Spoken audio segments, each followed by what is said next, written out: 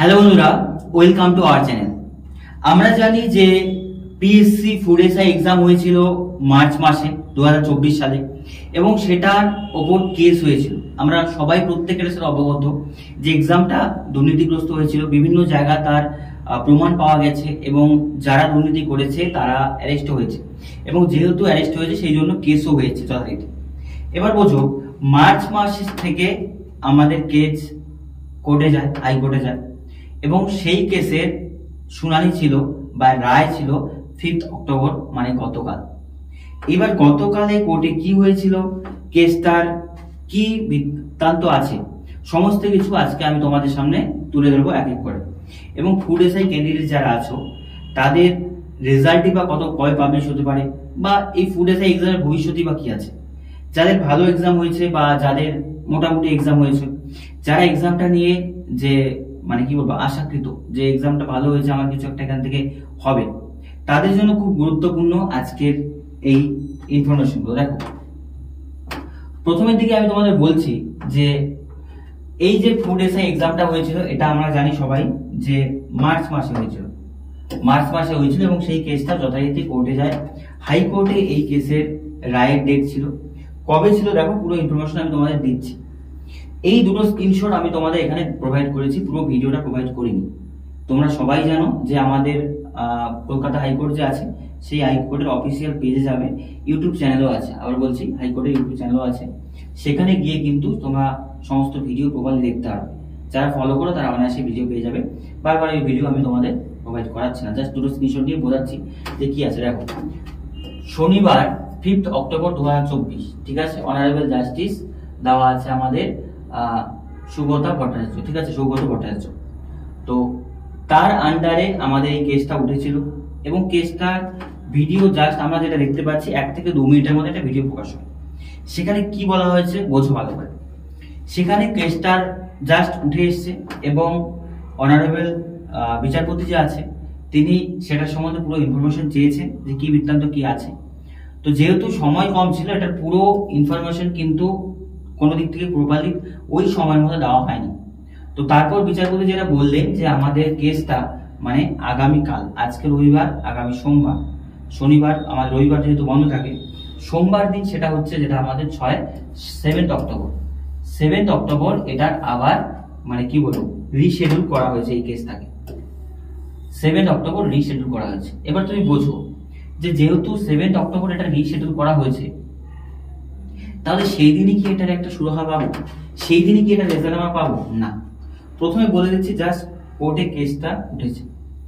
এইবার যদি তুমি বলো যে এই কেসটা আমাদের পার্সেন্টেজ কি আছে, এই কেসটা খুব দ্রুত এটা শেষ হওয়া উচিত। কারণ দেখো, পুরো নথিপত্র কিন্তু সবাই আমরা জানি যে যারা যারা বিভিন্ন জায়গায় মাল্টিপল ভাবে দুর্নীতি হয়েছে, প্রশ্নপত্র ফাঁস হয়েছে, স্টুডেন্টরা মোবাইল নিয়ে গিয়েছে, অ্যান্সার নিয়ে গিয়েছে, অনেক প্রমাণ পেয়েছে।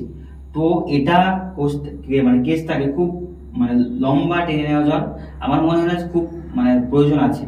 এটাকে ঠিকঠাক একটা মোটামুটি এভারেজ টাইম, যে টাইমে কেসগুলো হয় 2-4 দিনে তো হয় না, সেইভাবে এটা রায় দিয়ে আমাদের এক্সামে রিশিডিউল করালে আমার মনে হয় সবচেয়ে ভালো হয়। এবার তোমরা স্টুডেন্টরা কি বলতে চাচ্ছ সেটা একটু তোমরা কমেন্টে জানাও। যদি কোনো ধরনের বড় আন্দোলন হওয়া দরকার বা একটা প্রোটেস্ট আমাদের তরফ থেকে স্টুডেন্ট টিচার মিলে একটা হওয়া উচিত, তাহলে সেটার জন্য কমেন্টে তোমরা জানাও, যাতে কিছু একটা এটার সুরাহা আমরা যেতে পারি। আমার যেটা মনে হয় বেস্ট হচ্ছে এক্সাম রিশিডিউল যদি করা হয়, ঠিক আছে, এক্সাম যদি করা হয় তাহলে সেটা আমার মনে হচ্ছে সবচাইতে এই মুহূর্তে দাঁড়িয়ে এফেক্টিভ হবে। কারণ তুমি দেখো, যদি এক্সামের এখন বলো যে আমার রেজাল্ট সরাসরি মানে পাবলিশ করো ঠিকঠাক ভাবে, তো সেটা যে দুর্নীতিটা হয়েছে সেখান থেকে কিভাবে তুমি বুঝবে যে কার ঠিকঠাক ভাবে পরীক্ষা দিয়েছে, কার ঠিকঠাক ভাবে দেয়নি? তো সেটা প্রায় ইম্পসিবল বলতে পারে এখন, ঠিক আছে। তো সেই মুহূর্তে এক্সাম যেটা আছে সেটাই আমার মনে হয় সবচাইতে কি বলবো কার্যকারী হতে পারে। যে গভর্নমেন্ট যদি আবার এটাকে বা হাইকোর্ট যদি এটাকে রায় দেয় যে এক্সাম করানো, সেই ক্ষেত্রে পিএসসি বোর্ড আবার যদি সেটাকে এক্সাম করায়, এবং এক্সামটা যেটা আমরা দেখলাম যে মিসলিনিয়াস এক্সাম যে হলো, যেটাতে সেই রকম মেজর ভাবে কোনো কিছু কিন্তু এখনো উঠে আসেনি যে কোশ্চেন ফাঁস হয়েছে বা দুর্নীতি হয়েছে, তো সেইভাবে নিট অ্যান্ড ক্লিন ভাবে যদি এক্সামটাকে আবার রিশিডিউল করানো হয়, তাহলে আমার মনে হয় স্টুডেন্টরা এখনো রাজি থাকবে যে আমরা আবার লড়াই করব। যারা যোগ্য তারা এখনো লড়াই করতে রাজি আছে, একবার জায়গা দুবার দিতে রাজি আছে, কিন্তু জিনিসটা যদি বারবার হয়ে যায় তবে সেটা প্রবলেম হবে। এইবার বোঝো কেসটা সম্বন্ধে আমি বলছি। কেসটা 7 অক্টোবর যেমন আমাদের কোর্টে উঠবে। এবার বোঝো কোর্টে উঠলে কি এটা রায় হয়ে যাবে? না, জাস্ট কেসটা সেদিনকা ওপেন হবে প্রপারলি ভাবে। বিচারপতি পুরো কেসটাকে শুনবে, অপোজিট যারা আছে উকিল তারাও তাদের মতামত জানাবে। তো কেসটা মোটামুটি কিছু টাইম লাগবে। তো সেই ক্ষেত্রে তুমি ধরে নাও যে 2-3 মাস এটা কেস চলবে, 2-3 মাসের বেশিও চলতে পারে। কারণ বোঝো অক্টোবর মাসটা পুজোরেই আমরা জানি ভ্যাকেশন আছে, পুজো আছে। তো সেই পুজোর পার্সপেক্টিভ থেকে পুজোর মধ্যে কোর্ট বন্ধ থাকবে, তারপর রিওপেন হবে এবং একটা কেস ওপেন হলেই যে রোজ ওটাই কোর্টে উঠবে তা তো মানে নেই। একটা নির্দিষ্ট ডেট থাকে, ইন্টারভেল থাকে, একটা 5-7 দিন, 10 দিন, 15 দিন। তো সেইখান থেকে কিন্তু দাঁড়িয়ে মোটামুটি একটা টাইম লেগে যাবে, এটা রিয়ালিটি। তো সেই ক্ষেত্রে এই জায়গায় দাঁড়িয়ে দেখো স্টুডেন্টদের কি করণীয় আছে, ব্যাপারটা বোঝো যে স্টুডেন্টদের কি করণীয় আছে এই ক্ষেত্রে দাঁড়িয়ে। তুমি যদি একজন ক্যান্ডিডেট হয়ে থাকো, ওয়েস্ট বেঙ্গলের জবের জন্য তুমি অ্যাসপিরেন্ট হয়ে থাকো, তাহলে তোমাকে রাখো এই মুহূর্তে দাঁড়িয়ে আমি প্রত্যেকটা ক্লাসেই তোমাদের বলবো যে কি করণীয় এই মুহূর্তে। তোমার সামনে আছে ক্লার্কশিপ এক্সাম। ক্লার্কশিপ এক্সাম যেটা আমাদের সবাই জানি যে নভেম্বরে হবে, ঠিক আছে? ক্লার্কশিপ এক্সাম আছে। মিসলেনিয়াস দিয়েছো, সেটা যদি ভালো হয়ে থাকে মেন্সের জন্য প্রিপারেশন করো। আমরা জানি যে WBCS এক্সাম আছে, WBCS এক্সাম আছে। তারপরে কি কি এক্সাম আছে? তারপরে স্টেটের দিকে গেলে তুমি দেখো রেলের এক্সাম আছে, NTPC আছে, এলপি আছে। যাদের এলপি নেই ছেড়ে দাও, ওটা বললাম NTPC মোটামুটি সবাই করতে হবে। গ্রুপ ডি সামনের দিকে ভ্যাকেন্সি আসবে, ঠিক আছে? গ্রুপ ডির সামনের দিকে ভ্যাকেন্সি আসবে। এই এক্সামগুলো তোমার সামনে আছে। তার সাথে সাথে পুলিশ সেকশনে যদি দাও, যারা অ্যাপ্লাই করেছো তাদের ক্ষেত্রে কেপি প্রিলিমস আছে, ঠিক আছে? WP কনস্টেবল আছে, তারপরে আমাদের WP SI আছে, এই সমস্ত এক্সামগুলো আছে। এবার দেখো সবগুলো এক্সামই দিতে পারবে এরকম ক্যান্ডিডেট খুব কম আছে যে সবগুলো এক্সামের জন্য এলিজিবল। অনেকে ফিজিক্যাল মেজারমেন্ট থাকে না বা পুলিশের দিকে যেতে পারে না, রেলওয়ের ক্ষেত্রে অনেকে ইন্টারেস্টেড না, বা PSC থেকে কেউ এই জায়গাটাতে দেখতে চায়, বা কেউ এখানে অ্যাপ্লিকেশন করছে, বা কেউ এটাতে আছে। যে যেখানেই থাকো আমি তোমাদের বলবো যে প্রিপারেশনটা চালিয়ে যাও, বুঝতে পারলে? কারণ এই যে মানে জবটা আমরা দেখতে পাচ্ছি যে WP কনস্টেবলের উপর কেস চলছে, OBC কেস নিয়ে, ফুড SI এর উপর আমরা দেখতে পাচ্ছি যে কেস চলছে।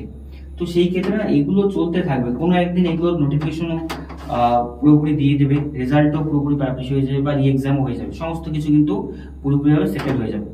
কিন্তু দেখবে এক্সামটা হয়ে যাবে, দেখা হলো নভেম্বরের দিকে ক্লার্কশিপ হলো, আবার ডিসেম্বরের দিকে WBCS হলো, মিসলেনিয়াসের মেইনস হয়ে গেল, WP কনস্টেবলের যে প্রিলিমস আছে সেটাও দেখা হয়ে গেল জানুয়ারি ফেব্রুয়ারির দিকে, বা ডিসেম্বরে হতে পারে।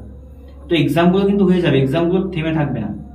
কিন্তু তুমি যদি এটাই মাথায় নিয়ে চলো যে ফুড SI দিয়েছি, এক্সাম ভালো হয়েছে, এটা বেরোচ্ছে না, এটা নিয়ে রিপ্লেস থাকো, চলবে না। কারণ এক্সামগুলো দিতে থাকো, যেটা আগে হয়ে যাবে হয়ে গেলে হলো, চাকরিটা দরকার মোস্ট ইম্পর্টেন্ট। তো আমার কথা হচ্ছে তোমরা প্রিপারেশনটাকে আরো ভালোভাবে এনরিচ করো। এই খবরগুলোকে জাস্ট একটু অবজার্ভ করো যে ডেটটা কবে দিচ্ছে, সেই দিনটা 2-4 মিনিটের মাধ্যমে তুমি পুরোপুরি অফিসিয়াল ওয়েবসাইটে যাও, গিয়ে দেখো কি বলেছে।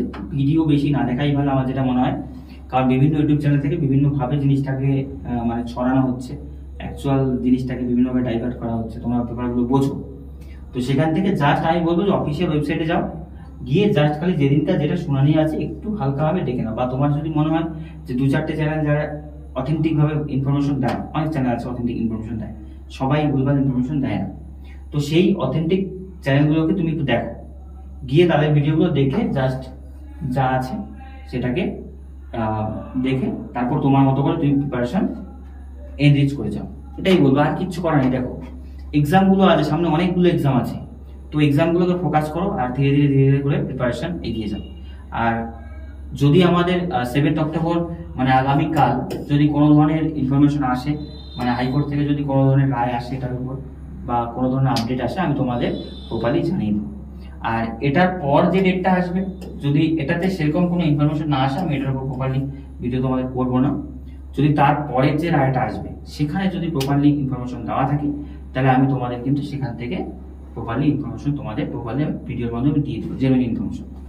এবার দেখো যারা WP ক্যান্ডিডেট আছে তাদেরকে বলছি, WP কনস্টেবল ক্যান্ডিডেট জন্য আমরা মক টেস্টে কিন্তু অ্যারেঞ্জ করি প্রত্যেক রবিবার আমরা মক টেস্ট নিয়ে থাকি। তোমরা যারা মক টেস্ট দাও তারা জানো, যেমন আজকে রবিবার, আজকে মক টেস্ট ছিল।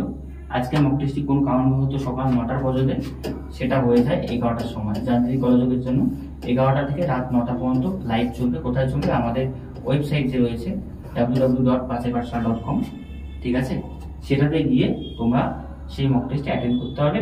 মক টেস্টের জন্য তোমাদের কোনো ধরনের পে করতে হবে না, ঠিক আছে। তো সেই প্রিপারেশনগুলো এগিয়ে নিয়ে যাও, মক টেস্টগুলো দাও, তবে কিন্তু তোমার রিচ হবে। আর ক্লার্কশিপের এক্সাম যারা আছে তাদের বলবো আমি, তোমরা যেখান থেকেই হোক মক টেস্টগুলো অ্যাটেন্ড করো। এক্সাম প্র্যাকটিসটা বেটার হবে, কোথায় ভুলভ্রান্তি আছে সেটা ভালোভাবে বুঝতে হবে। আজকের মতো এই পর্যন্তই, দেখা হচ্ছে অন্য কোনো ভিডিওতে।